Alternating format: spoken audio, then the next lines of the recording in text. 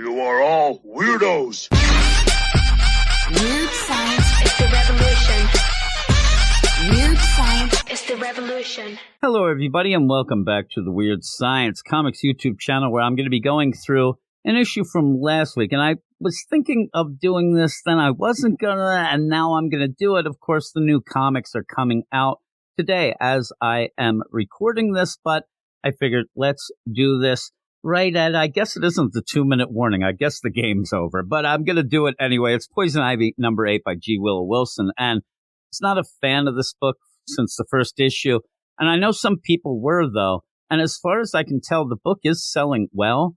And I thought the idea of Ivy deciding to take out all of humanity and even herself was a bit dark. But I will admit, first, I am a prude, but also it's kind of interesting. However, I guess someone higher up at DC also thought it was too dark. Maybe they're prudes as well. And it was too grim because things seemed to change when the book was extended from 6 to 12 issues. Everything that G Willow Wilson was working on and towards was kind of brought to an odd and unsatisfying conclusion, in my opinion. And the book now feels like it's lost its focus. Possibly worse than that, though, is that it's just not very interesting anymore. And I'll get into that right after I ask everybody to subscribe to the channel, like the video, enable the notifications, and please let me know what you think of Poison Ivy number 8 and the series in general in the comments below. And let's get into the credits first. This is Poison Ivy, and it says Chapter 8 as if I should have my pinky up. Like I'm actually reading one of them real books here. Ooh la la. It's written by G Willow Wilson, guest art by Atagun Ilhan, colors by Reef Priano and Ivan Placencia, and letters by Asana Same El Hal. And I wish that they had a recap page over here at DC. They do not, because they just can't get over themselves. They end up, oh, we don't want to copy from a Marvel thing. I just did air quotes. I'll do a couple more air quotes because it's actually a smart thing and a comic book thing. So please do it, because when you have a story like this Poison Ivy, who remembers what happened last? I mean, seriously? And it's funny because the idea of doing this video, I see the sales and it seems like this is a well-selling, but I don't hear anybody talking about it. I don't see anybody reviewing it. I'm sure that I'm going to find out why, because nobody's going to watch the video. But hey, here we are.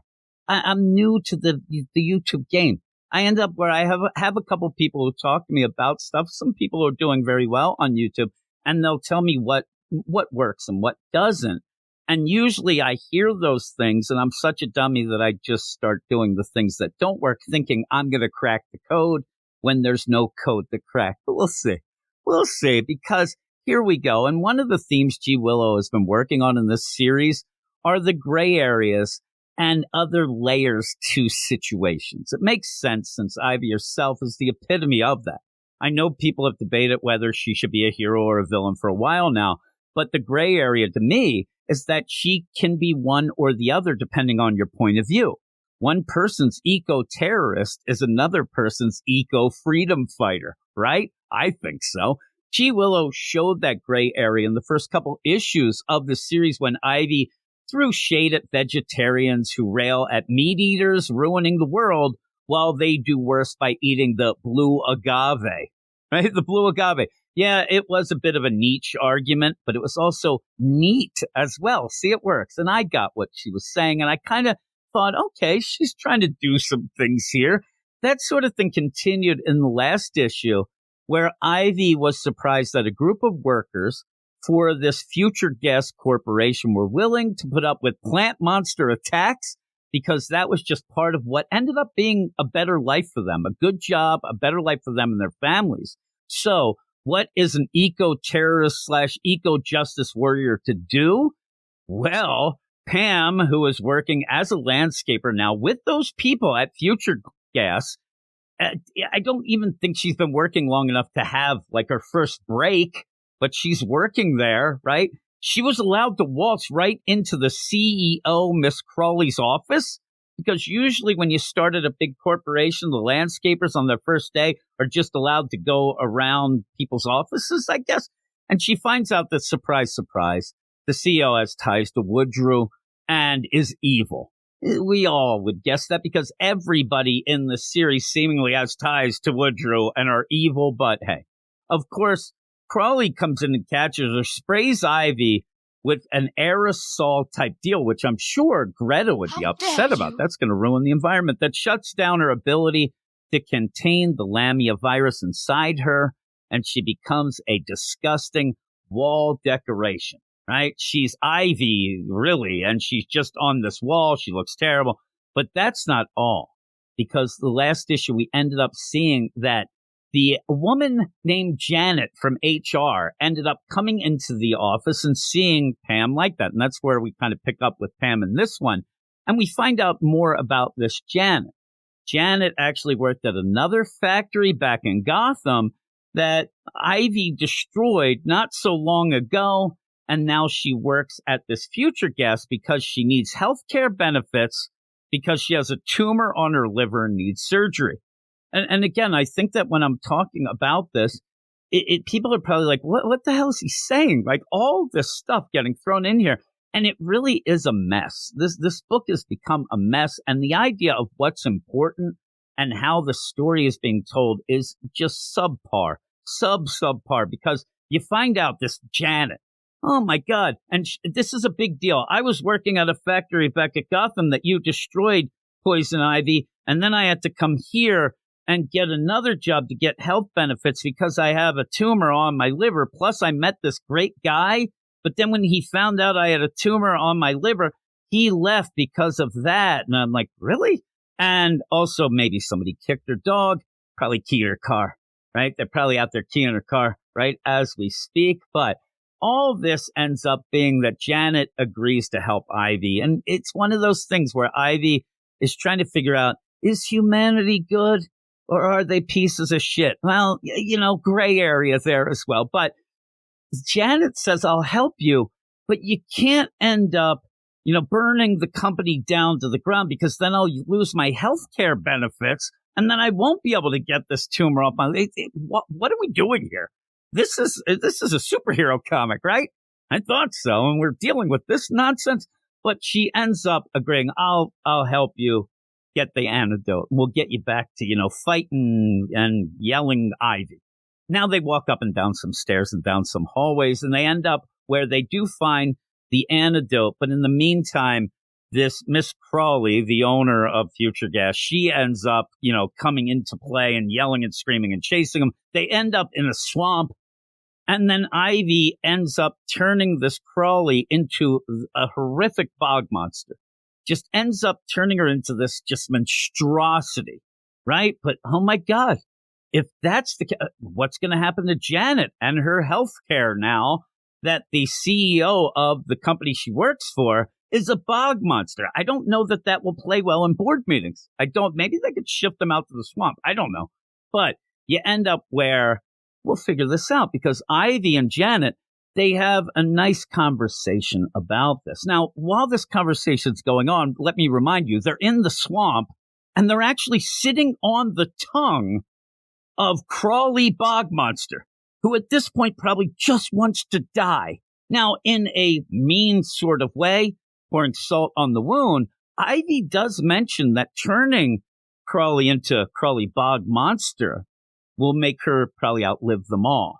What a life she's going to lead. Oh, my goodness gracious. Yeah, she just wants to die. But really, the only concern here is since they have Bog Monster Crawley, health insurance gone, what is Janet going to do?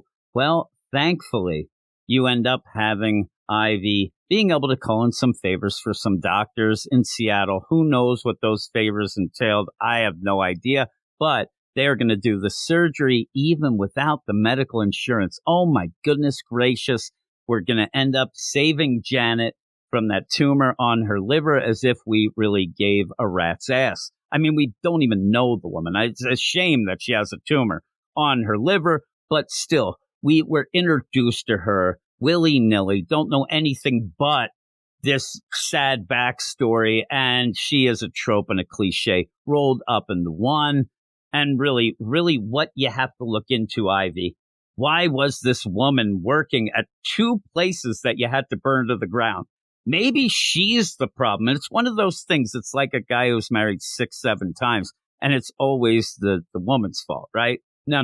You're the problem, dude. And here, maybe Janet's part of the problem, but Ivy's just there to save the day, right? So everybody, it all works out. I mean, the worst thing that happens is Bog Monster Crawley, but she was evil. She deserved it, right? Nobody else had. And oh, wait a minute. Remember those people who were working for Future Gas and said that they would put up with the plant monster attacks because they needed to support themselves and their family in a good job that they had? That's all gone, but who cares about them? I guess they didn't have as good a backstory as old Janet did. And so with all of that, you end up where by the end, Janet has her surgery and she asked, and you barely can talk, please, Ivy, stay the night here in the hospital room while I sleep. And Ivy promises her that she will. Oh my goodness gracious. That ending is supposed to pull at your heartstrings. It made me laugh. I spit out my coffee. I'm not even joking. And yeah, that might make me a piece of shit, but here's the deal. I'm a piece of shit reviewing a book that really has fallen off a cliff. The series has lost its focus, has turned into surface level bullshit, and it's laughable. It is. I laughed. I ended up spitting out coffee. That's how bad it is. And with that, being the piece of crap that I am going to give this book a 3 out of 10. And I think the art is pretty good. This story is nonsense. This book I don't know how it's selling. Maybe some people will tell me it's got 7 million variant covers. I don't know. It is not good. And I'm not even one that really was enjoying it when it kind of was better. So this is worse. I don't know why we're even dealing with it. I just don't get it. But again, maybe it is selling. Who knows? But that's that. Please, everybody, let me know what you think in the comments below. But also subscribe to the channel, like the video, enable the notifications and all that. I've had enough. Maybe that's the secret sauce. The code that I need to crack is to keep my sanity. But maybe we will, maybe we won't. But I'll be back with a bunch more review videos and things like that coming up. I'm going to add in a couple of little different shows and things as well. But thanks, everybody, for listening, and I will talk to you later. You are all weirdos. Weird science is the revolution. Weird science is the revolution.